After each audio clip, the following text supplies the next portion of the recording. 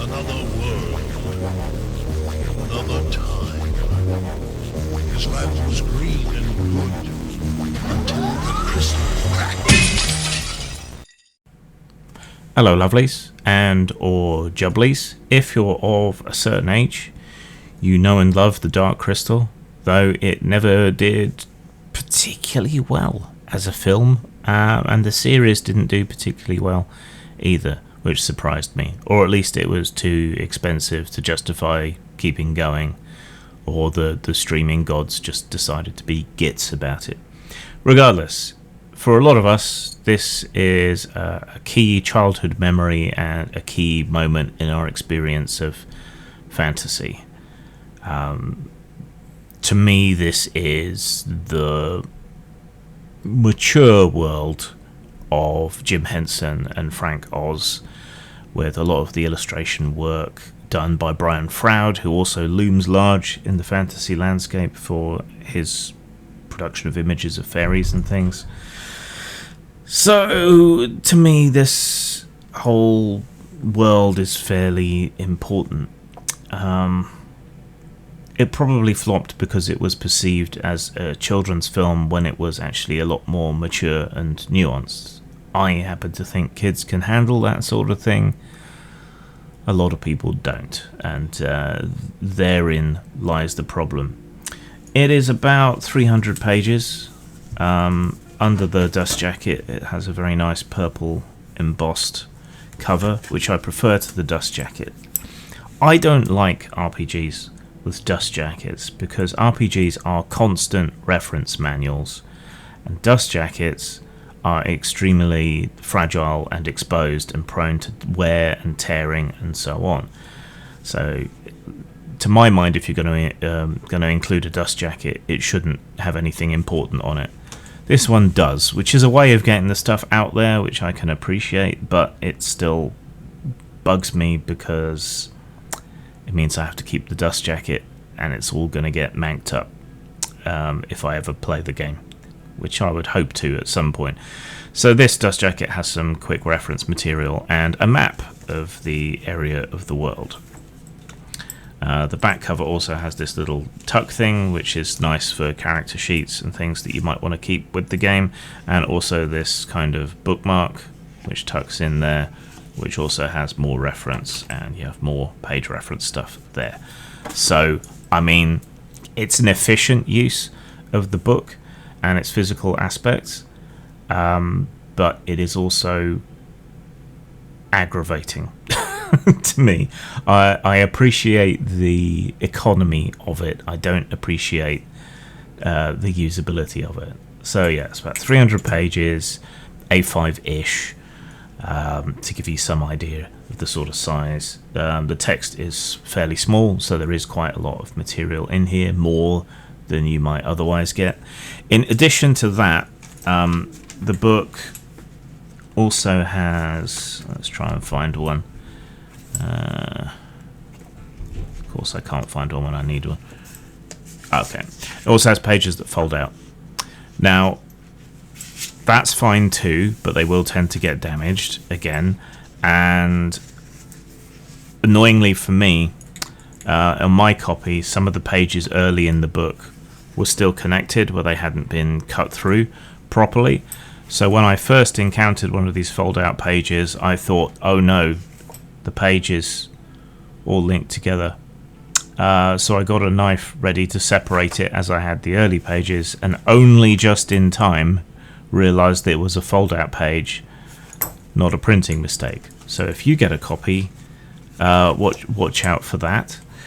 It is hardback and it's nice and embossed. That's really cool. The paper quality, despite all of the special bells and whistles that go on in here, paper quality is not fantastic. It's quite thick, but it's also quite rough. It would probably be absorbent if you, I don't know, sneezed on it or spilled a drink on the table. I also think it's quite likely to tear from heavy use. The choice of paper is slightly off-white, and it has that slightly heavier grain than you would normally expect in a book, and that does mean that the illustrations and pictures are somewhat dulled. On the plus side, it does give it a slightly oldie worldy feel, not quite all the way to parchment, but in some cases that does help with the immersive sense of the book. It almost feels like an artifact from the world itself. I'm trying to find another example, but there are other pages where you have like the player version of the map, and then there is a sort of semi-see-through page that folds over the top of the map and reveals additional notes for the GM. Is this one? No, that's a fold-out page. Well, trust me, they're there. Maybe we'll find one as I'm flipping through, since I'm going to go through all the pages after all.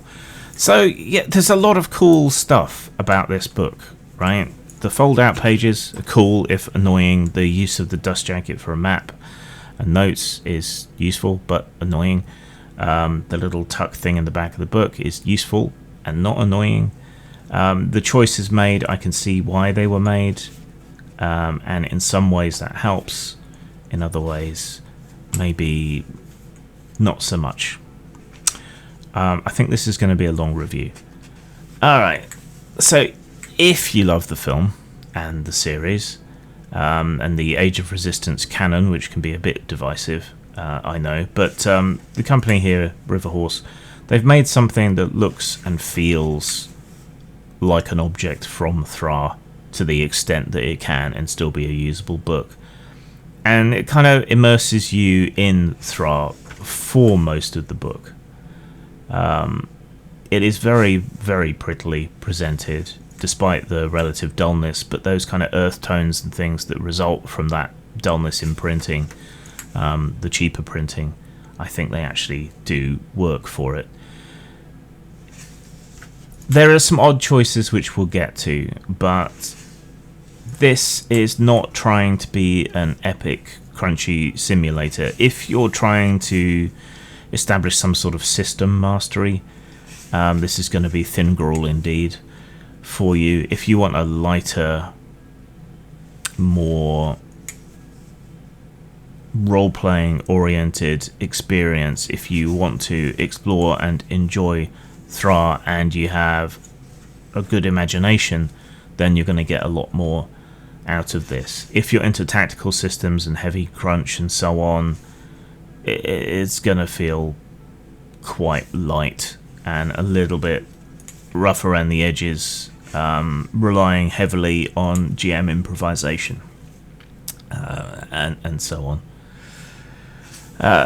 But I think it's got heart and it presents the setting extremely well in spades. I am not sure exactly how close all the information cleaves to the previously established lore or the Age of Resistance setting Bible or anything that was made for the series, but it all seems to hang together and make sense and feel right to me, at least.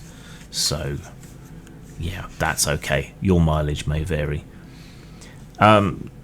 It's fairly lavish with visuals, but again, I have to point out that it kind of suffers a little bit from the paper choice, but I can see why they made those paper choices. I also find a lot of the illustrations to be a little bit small, and the style occasionally becomes inconsistent or less useful. It's like the Skeksis and the Mystics. They all look fairly similar, and you don't really notice the differences between them unless you can see them at scale, and as the beautiful puppets that they were in the series. I do like that they have primarily gone for illustration rather than photographic stills. I always feel that a game that just uses photographs from the film or the series or whatever material they're drawing from, I always feel like that's a little bit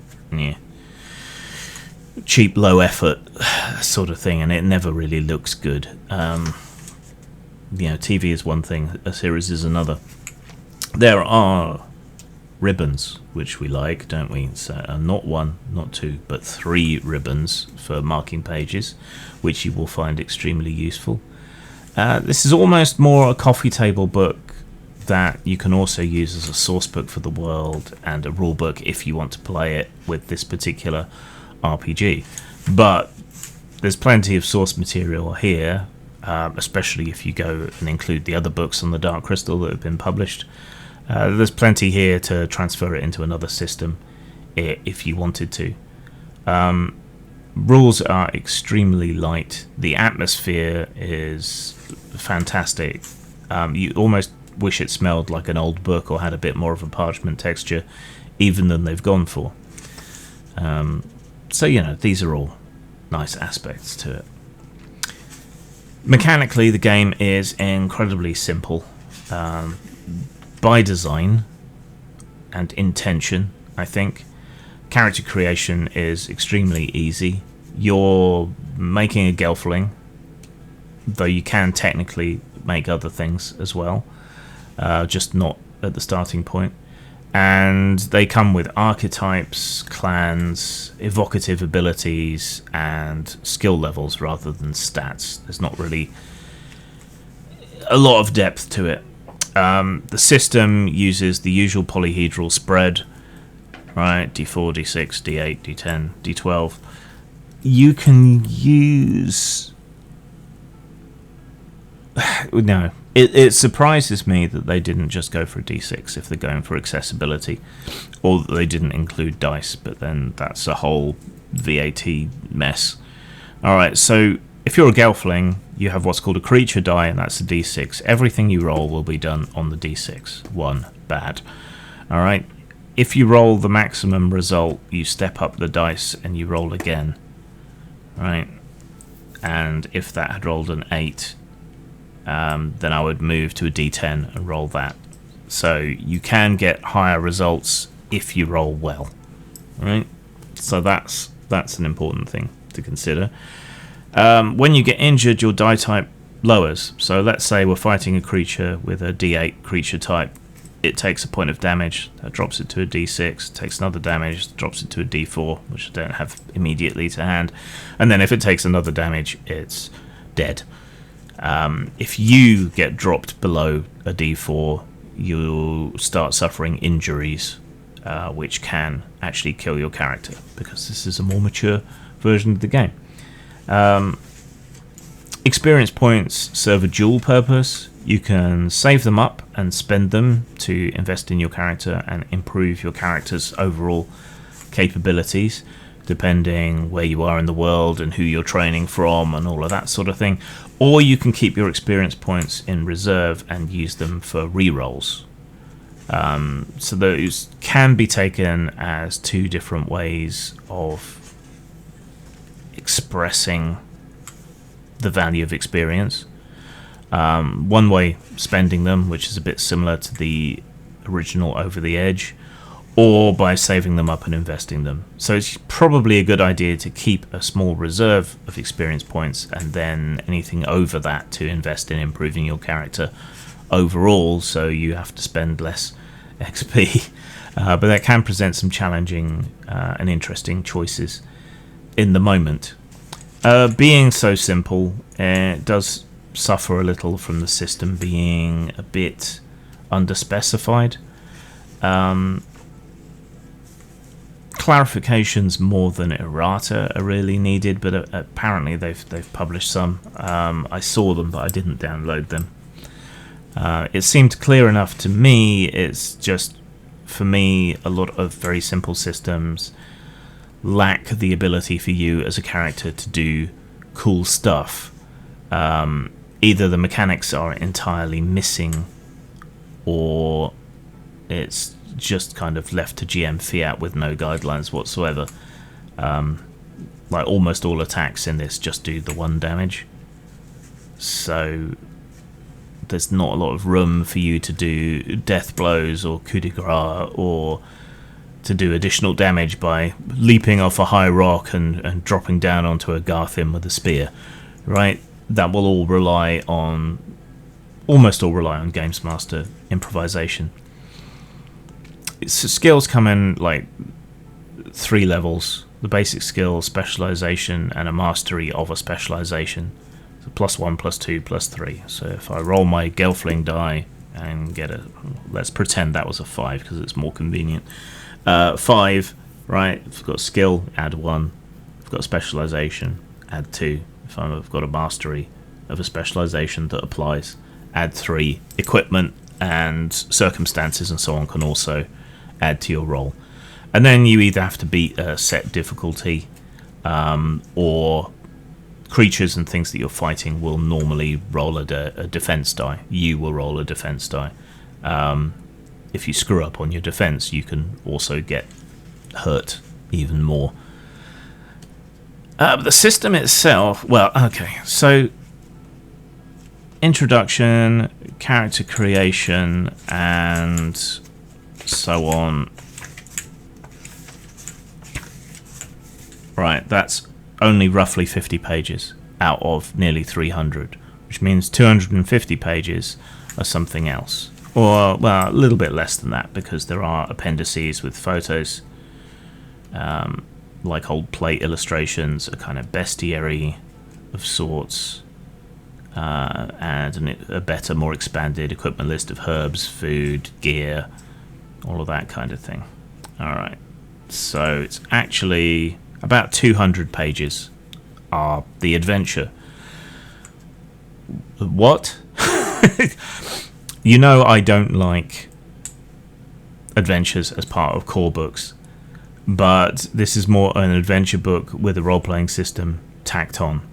And this is part of the Age of Resistance storyline from the series. So if you felt gypped by the fact that the series was cut short, then this book and this adventure can fill in some of the gaps for you. It's meant to take place during that Age of Rebellion, and it sets our party on the adventure of a lifetime to go and retrieve seeds from the great trees across the world. And there is a sort of countdown timer on a spiral calendar, and as time goes on, the world gets darker and more dangerous. This is the darkening, and this is reflected in the various sections of the book. It is kind of like a point crawl in a way. Players can set their own agenda, where they're going to travel to, and so on. Travel times aren't particularly well defined, I found, and because it's set out as an adventure, the way in which all of these encounter places are set out, it's with the adventure in mind. So as a source book, it's a little weird and a little hard to find things, largely because there's no proper index, which is a big sin, I think. So what it does is it takes you through all these locations, and the NPCs that live there. It describes the location, gives you a table of encounters, what the weather might like while you be there. This is all great, useful stuff, but I do think it makes the book a lot less useful as a general source book that you might want to run a game of Dark Crystal from, outside the bounds of this adventure. It's nice to have all these descriptions of these different places. It's just the organization of it is somewhat lacking if you want to play something other than the set adventure. Because as the book is presented, that is all you do. It makes a vague suggestion that you could do an epilogue or something later on, but there's no real guidance on playing other adventures. So this is a one-shot in book form, which doesn't scream value for money to me particularly, and it's odd and it's disappointing, but of course any games master worth their salt will be able to take this further and do other additional things. Just to me, this was a little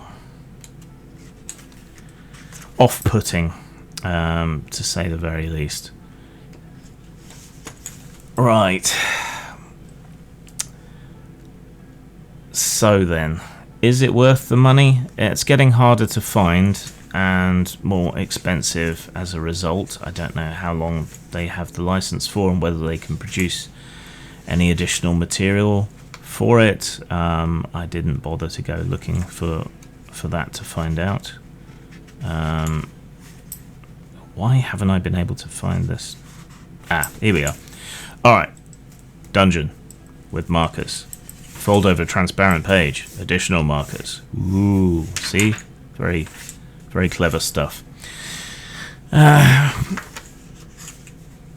There's a problem with licensed materials most of the time, right? In that licensed RPGs have to be a bit of a balancing act. They have to be faithful to the intellectual property. They have to not piss anyone off too much. They have to go gentle with the lore, not stomp on it or rewrite it to your preference. They're not to introduce odd mechanics that break the vibe. Like, you couldn't or shouldn't play Dark Crystal using a system that's incredibly gritty and requires a lot of system mastery, because it would take away from what the Dark Crystal is really about, which is heart and wonder, I think. What we've got here mostly does that, but it does suffer from its sheer simplicity, because it will require a lot of improvisation and on-the-fly rulings from a games master to make a full, complete game of it. I also think that it's going to be very hard to play this and to evoke the Dark Crystal unless you have players who really understand it and are into it and are more roleplay focused and are willing and able to enjoy the game on that basis, on the same basis that they probably enjoyed the film. As a lore book, this is good. As a source book on the world, this is good. As a way to dip into fairly light adventures set in this world, this is good. But as a general source book or role-playing game, it's unfortunately pretty lacking on that score. I mean, it is basically one adventure with a bare-bones RPG system tacked on top, with not much more complexity than some of the more complex fighting fantasy books, really. On their site, like I said, they did have some stuff which I haven't looked at particularly or downloaded because I'm reviewing the book as it is. There are support documents, errata, additional character sheets, and maps, which mitigate some of the criticism, I suppose, but you have to review the book as it is.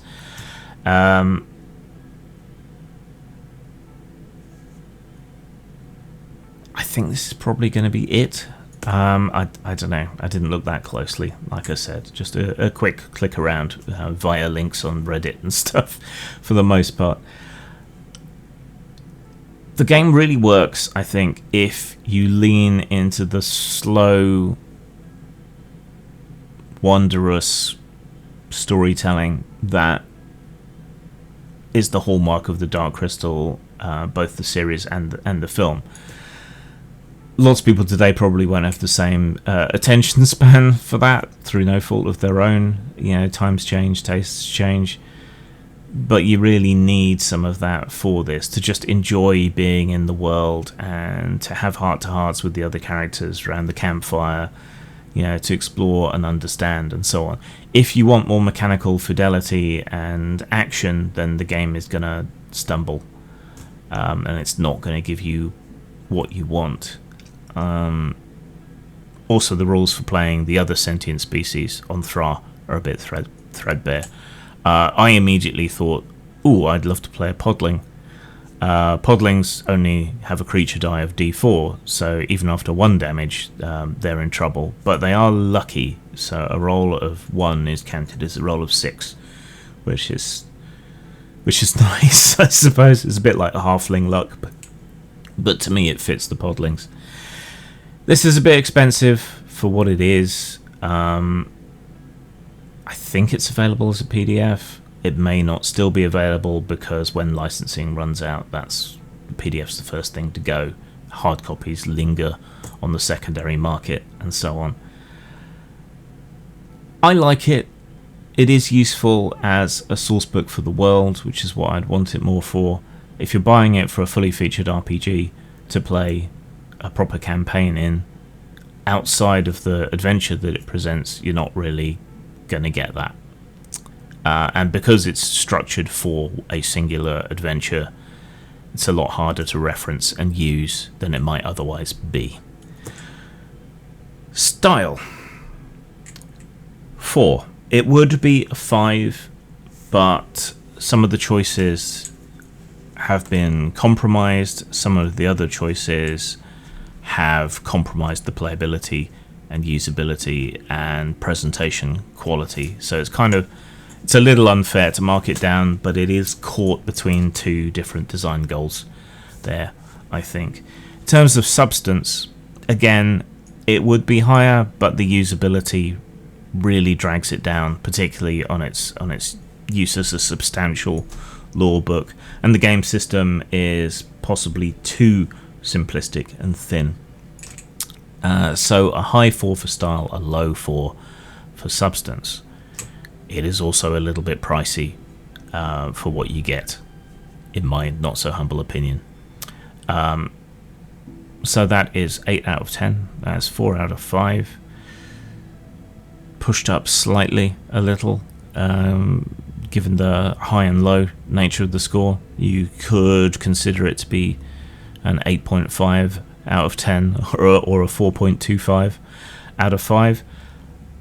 Worth getting if you're into the Dark Crystal, you want to know more about the world. Maybe if you've already got some of the lore and art books, then this is a worthy addition to your collection of material on the Dark Crystal. I do not regret buying it, which is as close as you'll probably get to a glowing endorsement from me for just about anything. Zang.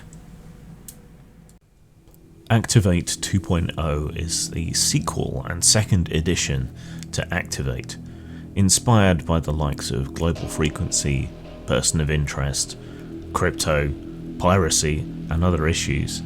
This is a game where you play activists and experts brought together to change the world in a positive and meaningful way by mysterious forces lurking in the darker side of the internet.